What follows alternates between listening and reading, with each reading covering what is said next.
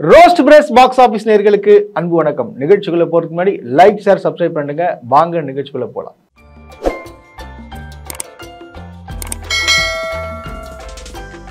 சச்சின் என்கிற ஒரு மிகப்பெரிய ஒரு காவியத்தை படத்தை ரிலீஸ் பண்ணி பார்த்தீங்கன்னா கிட்டத்தட்ட ஒரு 40 கோடி, அதாவது ஒரே நாட்டிலே பார்த்தீங்கன்னா 40 கோடி ரூபாய் ரொம்ப வசூல் ஆயிடுச்சுன்னு சொல்லிட்டு பயங்கரமான கொண்டாட்டங்கள். தேட்டர்லாம் பார்த்தீங்கன்னா ஆரவாரம், பயங்கர புக்கிங்கு, அள்ளுது சில்லுது அப்படின்னு சொல்லிட்டு ஏகப்பட்ட பேர் கொண்டாடுறாங்க சச்சின் படத்தை. ஏன்னா சச்சின் ஒரு மிகப்பெரிய காவியமான படம்ல.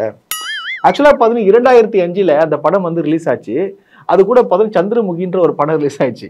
ஆக்சுவலாக பார்த்தீங்கன்னா தேட்டரே அது கொடுக்கவே இல்லை யாரும். ஏன்னா ஃபர்ஸ்ட் படம் பார்த்தோன்னு சொல்லிட்டாங்க, அது படம் நல்லாவே இல்லைங்க, என்னங்க அது ஒரே புகையாகுது, அதாவது இந்த புகை மூட்டமாகவே இருக்கும் அந்த படம். பார்த்தீங்கன்னா நீங்கள் ஆக்சுவலாக பார்த்தீங்கன்னா ஒரு வெளியில் இருக்கலாம், புகை இருக்கலாம், அதாவது பார்த்தீங்கன்னா மலை மேலே புகையை காட்டலாம், அதாவது ரூமில் புகை வரும், ஏர்போர்ட்டில் புகை வரும், பாத்ரூமில் புகை வரும், எல்லா இடத்துலையும் புகை வரும். படம் ஃபுல்லாக புகை. அந்த படத்தில் சுவாரஸ்யமான காட்சிகள் என்னன்னு பார்த்தீங்கன்னா வடிவேல். அந்த வடிவேல் மட்டும் இல்லைன்னா அந்த படமே கிடையாதுங்க. அந்த அளவுக்கு ஒரு கேவலமான மட்டமான மகா மட்டமான படம் சொல்லுவாங்க. அந்த படம் பார்த்தீங்கன்னா ஓடவே இல்லை, கலெக்ஷனும் சரியா வரவே இல்லை. இதான் உண்மை. அப்பெல்லாம் படம் ஃபிளாப்னு சொல்லிட்டு இப்போ திடீர்னு என்ன பண்றாங்கன்னா கலைப்புலியஸ் தானு சொல்றாரு இந்த மாதிரி படம் பயங்கரம். அப்பயே பார்த்தீங்கன்னா சந்திரமுகி ஈக்குவலா கலெக்ஷன் ஆயிடுச்சு. டேய் நான் உங்களுக்கு காட்டுறேன்டா ப்ரூஃப். படம் ரிலீஸ் ஆகி 25 நாள்லயே பார்த்தீங்கன்னா எந்த தேட்டர்லையும் ஓடல.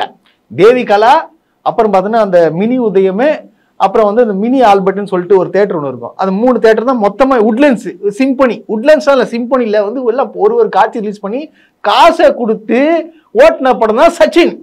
ஏன்னா அப்போ மார்க்கெட் எப்படி நம்ம செட் பண்றாங்க, இவர் விஜய் சூப்பர் ஸ்டார் ரேஞ்சுக்கு கொண்டு வரன்ற ஒரே மோட்டிவ்ல என்ன பண்றாங்கன்னா சந்திரமுகி கூட ரிலீஸ் பண்றாங்க. ஃபிளாப் ஆனாலும் பரவாயில்ல, நம்ம படம் ரிலீஸ் ஆச்சுன்னா அவர் ரேஞ்சுக்கு வருவோம். அப்பவே அந்த புத்தி வந்துச்சு சூப்பர் ஸ்டாருக்கு. அப்போ நம்ம தான் சூப்பர் ஸ்டார்னு சொல்லிட்டு அந்த எண்ணம் வந்ததுனால அப்போ ரிலீஸ் பண்ணி படத்தை ஓட்ட ஆரம்பிச்சாங்க. அது வேலைக்கே ஆகல. எவனுமே சீண்ட கூட இந்த படத்தை ஒரு மகா மட்டமான படத்தை இறக்கிட்டு திரையரங்குகள் கொண்டாடுதான். இதுல ஒரு மட்டமான ஒரு விஷயத்த ஒண்ணு பண்ணிருக்காங்க. அது என்ன விஷயம் பாத்தீங்கன்னு வச்சுங்களேன், குட் பேட் அக்லி படம் ஏதாவது ரசிகர்களை கொண்டாடுறாங்க. அந்த காட்சியை வச்சுட்டு என்ன சொல்றாங்க, இது சச்சினுக்கு போட்டது. ஏண்டா இது என்னடா மானங்கெட்ட பொழப்பு. எங்க கூட்டம் வந்துச்சுன்னு பாத்தீங்கன்னா ரோகிணி தியேட்டர்ல முதல் ஷோவும் கமலா தியேட்டர்ல முதல் ஷோவும் மட்டும்தான் கூட்டம். மத்த எந்த ஷோவும் கூட்டமும் கிடையாது, ஒன்னும் கிடையாது. குட் பேட் அக்லி காலி பண்ணிச்சு, குட் பேட் அக்லி காலி. நீங்க காலி பண்ண நினைச்சா நீங்க இறக்குறீங்க. ஆனா மொக்க, மகா மொக்க வாங்கினீங்கடா நீங்க. எனக்கு அதை நினைச்சா சிரிப்பு தாங்க முடியல. எத்தனை தொலை தான் கொடுப்பீங்க ஏகேக்கு?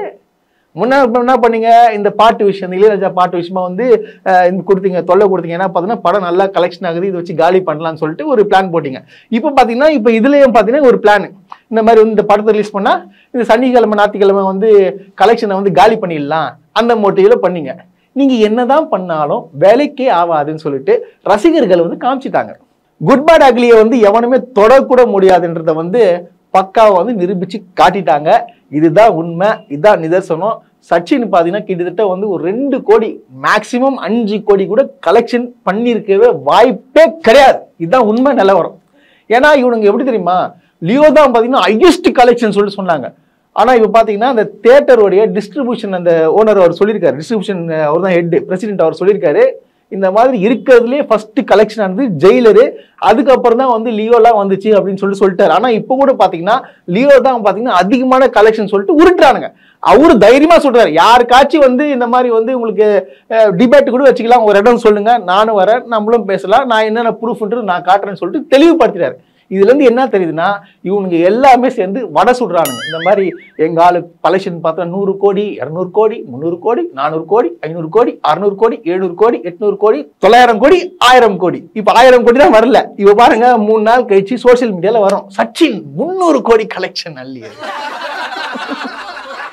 சார் கலைப்புலி தானு சார், நான் உங்களை ஒரே ஒரு கொஸ்டின் கேட்கிறேன்.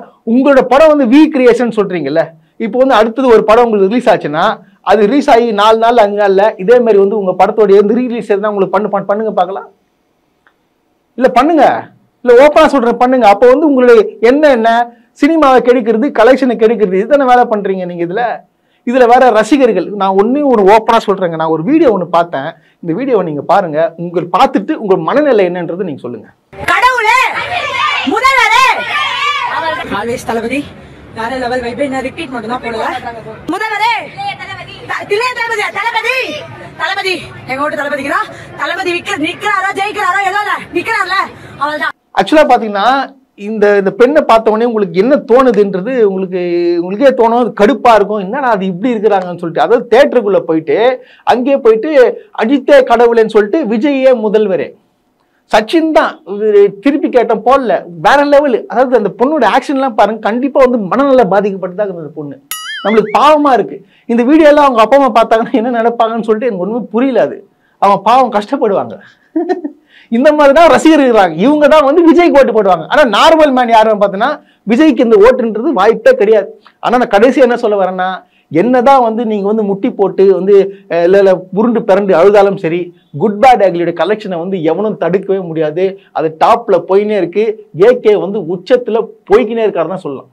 அதுக்கப்புறம் பாத்தீங்கன்னா இது ஒரு மாபெரும் வெற்றி, மிகப்பெரிய வெற்றி. ரசிகர்கள் எல்லாருமே கொண்டாடக்கூடிய வெற்றியை வந்து ஏகே சாதிச்சிருக்காருங்க. முந்தா நேத்து பாக்குற கிண்டல் பண்றானுங்க கார் ஆக்சிடென்ட். எதுக்கு இவருக்கு இந்த வேலை? எதுக்கு கார் ஓட்டவே தெரியல? எதுக்கு ரேஸ் போயிட்டு வந்து இந்த மாதிரி ஆக்சிடென்ட் ஆகிறதுக்கு எதுக்குங்க போறாரு? சோசியல் மீடியால ஏகப்பட்ட ட்ரோல் பண்ணானுங்களே.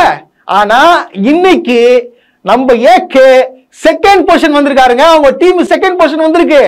சும்மா கிடையாது, அவரோட ஸ்பீட் அவரே பிரேக் பண்ணிருக்காரு. 6 செகண்ட்ல பாத்தீங்கன்னா 270 கிலோமீட்டர் பாஸ்ட்ல போயிருக்காருங்க. யாரு போவா? கிரீன் மேட்ல ஓட்டுறவங்கலாம் வந்து கலாய்க்கிறீங்கன்னா, எதுக்குடா உங்களுக்கு இந்த வேலை? வண்டி கிரீன் மேட்ல வண்டி ஓட்டுறவங்க பேசலாமா? பிரேக் ஒயர வாயில பல்ல கட்சின்னு ஓட்டுற ஆளுங்க நீங்க அந்த சர்க்கஸ் காட்டுங்கடா நீங்களா?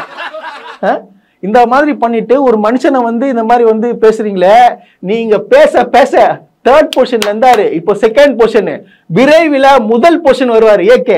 நீங்க எந்த அளவுக்கு அவரை வந்து இது பண்றீங்களோ அவர் மேல போய்கினே தான் இருப்பாரு. எவனும் தடுக்க முடியாது வெற்றிய, எவனும் தடுக்க முடியாது.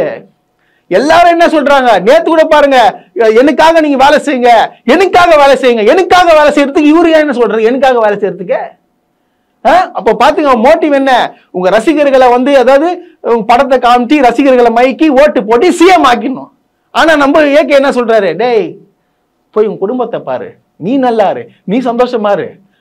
அது பார்த்தா அது எனக்கு சந்தோஷம், அது போதும். நீ வேற எதுவுமே எனக்கு தருவானா? இதுதாங்க மனுஷன். இது வந்து காண்டுல வந்து செத்துன்னு இருக்கானுங்க உனக்கு. அதாவது ஒரு இடத்துல இருந்து ஒரு பொசிஷன் போறீங்க, ஒரு சினிமால இருந்து ஒரு அரசியல் போறீங்கன்னா அதுக்கேற்ற மாதிரி மாறிடணும். அதுதாங்க இயல்பு, அதுதான் மனித தன்மை. அது பின்பற்றி வரணும். நம்ம மனுஷனுங்க மாறணும், ஒரு ஸ்டேஜுக்கு அப்புறம் மாறணும். ஒரு அரசியலுக்கு வந்தோம்னா எப்படி பிஹேவ் பண்ணணும், எந்த அளவுக்கு சோசியல் மீடியால பேசணுன்றது இருக்கு. அதை விட்டுட்டு ஐயோ எம்மா என்னென்ன பேச்சு, ஏகப்பட்ட பேச்சு, அசிங்கம், ஆபாசம், மொத்த உருவமே இந்த விஜய் கட்சி தான். விஜய் கட்சி இல்ல, விஜய் ரசிகர்கள் எல்லாம் சேர்ந்து தான் பண்றீங்க. அதனால உங்களுடைய நீங்க நினைக்கிறது என்னைக்குமே வந்து நடக்காது, நடக்கவும் நடக்காது. ஏகேவை யாராலையும் தொடர முடியாது. மனுஷன் உச்சத்துக்கு போயினே தான் இருப்பாரு.